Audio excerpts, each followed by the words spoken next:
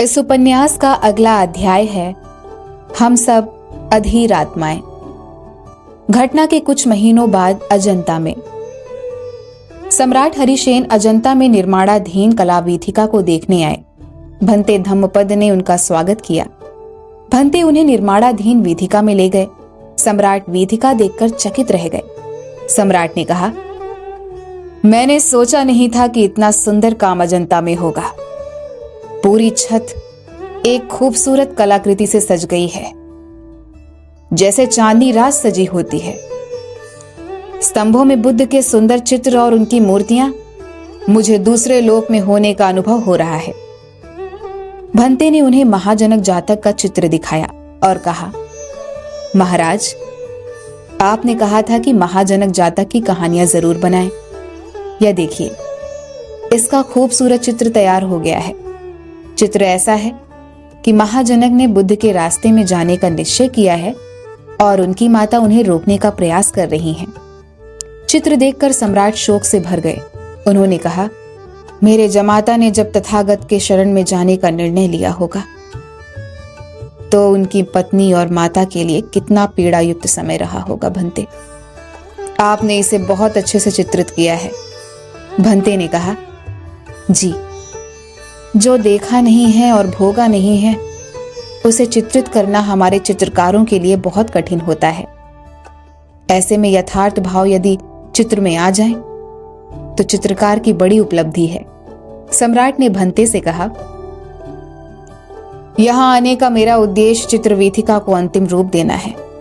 जीवन अनिश्चित है और अपने उत्तरदायित्व को जितनी शीघ्रता से पूरा करें उतना ही अच्छा है। ऊपर जाने पर अधूरे कार्यों की सूची यमदूत दे देंगे। फिर कहेंगे, अभी तुम्हारे इतने सारे कार्य हैं और पाप बचे हुए हैं, इसके लिए इतने जन्म और लेने होंगे। पाप तो कम नहीं कर सकते, अधूरे काम पूरे करने की दिशा में जरूर कार्य कर सकते हैं। आप सभी यह बताइए कि अंतिम रूप से काम पूरा होने के लिए मुझसे किस तरह की सहायता चाहिए। भंते बोले, सम्राट, अंतिम रूप से वीथिका तैयार हो चुकी है। आपने कहा था कि इसके सबसे महत्वपूर्ण हिस्से छोड़ दें। इसके लिए क्या आज्ञा है? आप हर बार टाल देते हैं, अब की बार इसे टाल नहीं पाएंगे क्योंकि अब इन्हीं चित्रों पर काम बचा है। सम्राट ने कहा, हाँ, अब तक मुझे समझ नहीं आता था कि इन पर कौन से चित्र बनाएं। ऐसी परिस्थिति घटित हुई जिनसे इस दिशा में तस्वीर स्पष्ट हो गई है। मुझे लगता है कि जीवन में कर्म पथ पर किस तरह आगे बढ़ें, यह सबसे बड़ी समस्या है जिसका सामना विवेकवान पुरुष करता है। जीवन में कोई भी रास्ता निष्कंटक नहीं होता। कोई भी रास्ता ऐसा नहीं होता जिसमें चलकर आप पाप के भागी नहीं बने। मेरे जमाता युवराज ब्रह्मगुप्त की समस्या ही लें। उसके समक्ष दोनों ही मार्ग जटिल थे। यदि वो क्षात्र धर्म अपनाता तो जीवन भर उसे रक्त रंजित हिंसा में संलग्न होना पड़ता। अर्जुन की तरह वो भी द्वंद्व में फंसा होता कि स्वजनों का रक्त बहाकर राजसुख भोगे और जीवन भर आत्मग्लानि की पीड़ा से ग्रस्त रहे, अथवा तथागत का मार्ग अपनाकर शांति का मार्ग तो चुने लेकिन अपने पीछे अपने रक्त संबंधों को आंसू बहाता छोड़ जाए। भंते ने कहा, सम्राट, आपने दो रास्ते बताए। चित्र किस पर बनेंगे? वैराग्य पर अथवा संसार पर, अथवा दोनों पर ही? सम्राट ने कहा, जो मार्ग युवराज ब्रह्मगुप्त ने चुना उस पर ही।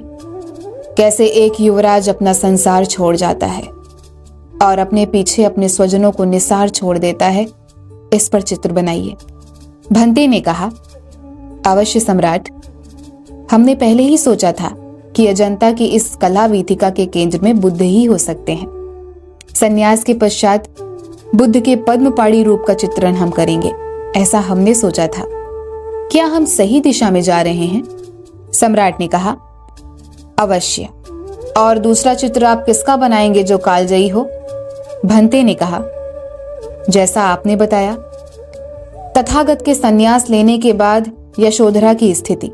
सम्राट ने कहा, भंते, मुझे लगता है कि संन्यास को लेकर स्त्री के पक्ष का द्वंद्व बुद्ध के मन में नहीं था। उन्हें यशोधरा से वैसा लगाव नहीं रहा होगा, अथवा रहा भी होगा तो बौद्ध कथाओं में इसका वर्णन नहीं किया गया है। मुझे तो लगता है कि एक तरफ स्त्री और दूसरे तरफ तथागत की ओर झुकाव का जितना द्वंद्व नंद के भीतर रहा होगा, उतना स्वयं तथागत के भीतर नहीं। भंते ने कहा, आपका विचार उचित है सम्राट। संयोग है कि आज ही मेरे भीतर महान नाटककार अश्वघोष को पढ़ने की इच्छा जागी और मैंने सौंदर्यानंद पढ़ा। कितना सुंदर द्वंद्व है। तथागत के बड़े भाई नंद हैं, उनकी पत्नी सुंदरी सचमुच अनिंद्य सुंदरी है। वे उसके प्रेम में पूरी तरह निमग्न हैं, लेकिन उन्हें तथागत के प्रति भी उतना ही आकर्षण है। उन्हें द्वंद्व है कि तथागत का मार्ग चुने या सुंदरी की ओर जाएं। आखिर में वे संन्यास का निर्णय लेते हैं और अपने पीछे रोती बिलखती सुंदरी को छोड़ जाते हैं। सम्राट ने कहा, भंते, नंद है युवराज ब्रह्मगुप्त और सुंदरी है मेरी पुत्री राजकुमारी। युवराज ब्रह्मगुप्त के जाने के बाद मैंने उसकी पीड़ा देखी है। ब्रह्मगुप्त के जाने के बाद तो जैसे उसके प्राण ही चले गए थे, लेकिन पुत्र के खातिर और गुप्त साम्राज्य और इस भारतवर्ष के प्रति अपने दायित्व के चलते उसने स्वयं को संभाला। आपको मेरी बिटिया को ही चित्रित करना है सुंदरी के रूप में। भंते ने कहा, मैंने राजकुमारी को देखा है। उनके व्यक्तित्व में अपूर्व आकर्षण और अद्भुत शांति है। जब एक विलक्षण व्यक्ति शोक का शिकार होता है तो उसकी चेष्टाएं कैसी होती हैं, इसे जानना सामान्य चित्रकार के लिए अथवा किसी सामान्य व्यक्ति के लिए संभव नहीं।